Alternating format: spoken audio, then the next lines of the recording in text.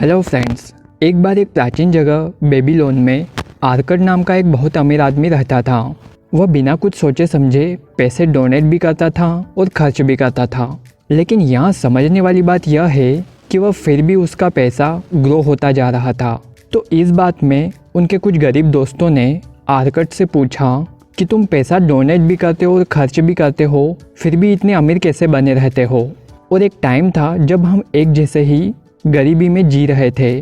तो इस बात पर आर्कड ने कहा कि तुम्हें अगर अमीर बनने में और पैसों के लिए प्रॉब्लम आ रही है तो तुम अभी तक पैसों के नियम को नहीं समझ पाए हो। आर्कड ने बताया कि यही नियम मैंने भी अल्केमिस्ट आदमी से सीखा, जिससे मैं इतना अमीर बन पाया हूँ। आर्कड ने जब अल्केमिस्ट से पूछा कि मैं अमीर कैसे बनूँ, तो अल्केमिस्ट ने एडवाइस देते हुए कहा कि मैंने अपने एसेट्स और प्रॉपर्टी तब बनाना सीखा जब मैंने यह समझा कि मैं कमाई का कुछ हिस्सा मुझे अपने लिए बचाकर रखना है, और तुम भी ऐसा ही करोगे। तो इस तरह के बेसिक फाइनेंस के लिए ऑथर जॉर्ज क्लासन द्वारा लिखी गई the richest man in Babylon book से ऐसे 7 लेसन्स बताए हैं जो हमें अमीर बनने और एक अच्छी लाइफस्टाइल जीने में हेल्प करेगी।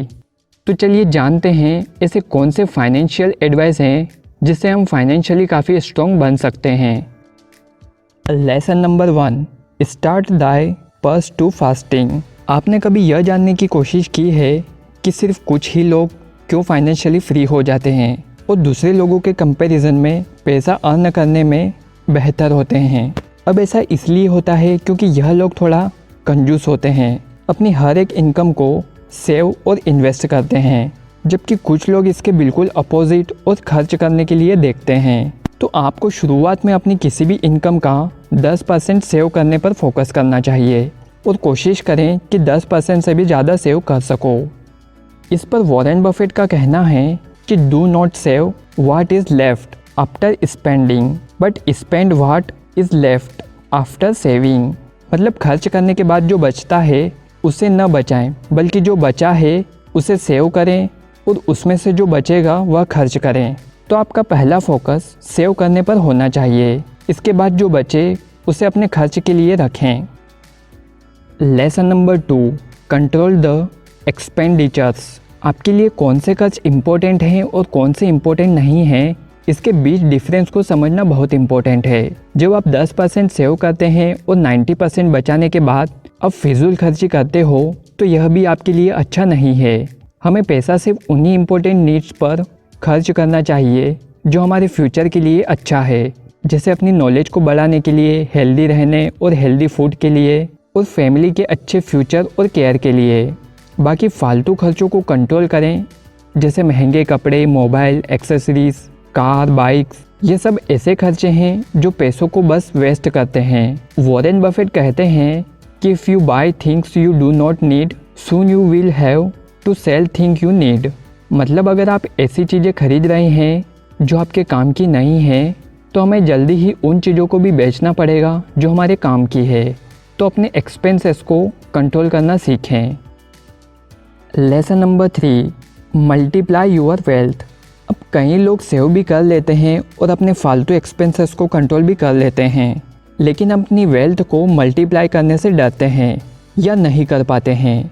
जब हमें हमारी वेल्थ मल्टीप्लाई करने की बात आती है तो ज़्यादातर लोग सेफ जोन को देखते हैं, लेकिन अगर हमें अपनी वेल्थ को बढ़ाना है तो इन्वेस्ट करना होगा। इसके लिए हमें थोड़ा रिस्क तो लेना ही होगा। इन्वेस्ट करना हमें लॉन्ग टर्म में अच्छी ग्रोथ तो देता ही है, साथ ही यह कंपाउंडिंग के साथ अपनी वेल्थ को कई गुना भी बढ़ा देता है, जिससे हम जल्दी फाइनेंशियली फ्री हो सकते हैं। तो सेविंग के साथ अपने इनकम को मल्टीप्लाई करें और अलग अलग इनकम सोर्स बनाने पर फोकस करें। Lesson number 4, protect your capital. जब हमारे पास ज़्यादा कैपिटल यानी पैसा होता है तो हम बिना कुछ सोचे समझे या तो खर्च कर देते हैं या बिना रिसर्च के इन्वेस्ट कर देते हैं। इसी वजह से कई लोग इतना बड़ा लॉस कर बैठते हैं कि फिर कभी रिकवरी नहीं हो पाती है। तो जब हम पैसा सेव करें या इन्वेस्ट करें तो हमें अपने कैपिटल यानी पैसों को प्रोटेक्ट करने के टर्म भी पता होने चाहिए। पूरी रिसर्च के साथ पैसों का ट्रांजैक्शन होना चाहिए। इन्वेस्ट करते टाइम थोड़े अमाउंट का यूज़ कर सीखते रहें ताकि नॉलेज भी बढ़े और पैसा भी। और साथ ही बिना वजह लिए गए लोन, खर्चों और लाइबिलिटीज से बचें ताकि आप अपने पैसों को और ज़्यादा सिक्योर कर सको। Lesson number 5, make your dwelling a profitable investment. हर कोई चाहता है कि अपनी फैमिली के साथ बिना पैसों की टेंशन किए एंजॉय करें, साथ ही आपकी फैमिली का हर एक मेंबर बिल्कुल अच्छी तरह से रह सके।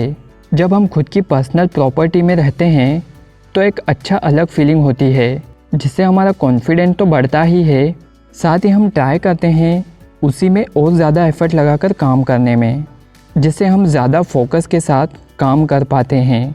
इस तरह से आप अपने घर को एक प्रॉफिटेबल इन्वेस्टमेंट बना सकते हैं, जो कहीं ना कहीं हमारे ब्रेन यानी साइकोलॉजी को स्ट्रॉन्ग बनाए रखता है। Lesson number 6, ensure future income. जब हम अपने फ्यूचर के लिए अपनी इनकम के रूल को समझकर अपनी इनकम सोच को डेवलप कर लेते हैं तो आपको फ्यूचर के बारे में सोचना चाहिए। जैसे फ्यूचर के लिए इनकम को सिक्योर करने के लिए घर, ज़मीन या प्रॉपर्टी खरीदना, जिससे हम हमारे पैसों को तो सिक्योर करते ही हैं, साथ ही उनकी यूटिलिटी और वैल्यू भी इंक्रीज़ होती है। ऐसा करना हमारे फ्यूचर को और ज़्यादा स्ट्रॉन्ग बनाता है। इसके साथ आप लॉन्ग टर्म इन्वेस्टमेंट पर ही फोकस करें ताकि आप अपनी इनकम को सिक्योर कर सको अपने फ्यूचर के लिए। Lesson number 7, increase your earning ability. अगर हमें सक्सेस होना है तो पूरी इच्छा के साथ फोकस भी होना ज़रूरी है। अगर हमारी विशेष स्ट्रॉन्ग और क्लियर नहीं है तो पूरी लाइफ वीक यानी कमज़ोर बने रहेंगे, जिससे हम ना ही अमीर बन सकते हैं और ना ही सक्सेस हो सकते हैं। लेकिन जो व्यक्ति 1000 कमा सकता है तो वह अपने गोल की पावर को यूज़ करके नेक्स्ट टाइम 10,000 कमाने के लिए ट्राई करेगा, फिर नेक्स्ट टाइम 50,000, ऐसे ही करके अपनी अर्निंग एबिलिटी को इंक्रीज़ करते चलें। तो यह ध्यान रखें कि हर एक शुरुआत बिल्कुल छोटे स्टेप से होनी चाहिए, जो हमें कहीं ऊपर तक ले जा सकती है। जितना ज़्यादा हम सीखते जाते हैं उतना ज़्यादा अर्न भी करते जाते हैं। तो यह थे बेबीलोन के सबसे अमीर इंसान आर्कट के कुछ दिए गए लेसन्स, जिसे अगर कोई भी ऑर्डिनरी पर्सन इसे कंसिस्टेंसी और प्लानिंग के साथ फॉलो करे तो अमीर बन सकता है और यह सब कुछ अचीव कर सकते हैं जो हम अपनी लाइफ से चाहते हैं। आगे आप किस तरह के टॉपिक पर वीडियो चाहते हैं हमें कमेंट करके ज़रूर बताएं। सो फ्रेंड्स, उम्मीद है यह वीडियो आपको पसंद आया होगा और उससे कुछ नया ज़रूर सीखने को मिला होगा। अगर यह वीडियो आपको अच्छा लगा हो तो इसे लाइक शेयर ज़रूर करें और ऐसे ही और भी वीडियो देखने के लिए हमारे YouTube चैनल को सब्सक्राइब करें। यह वीडियो देखने के लिए शुक्रिया।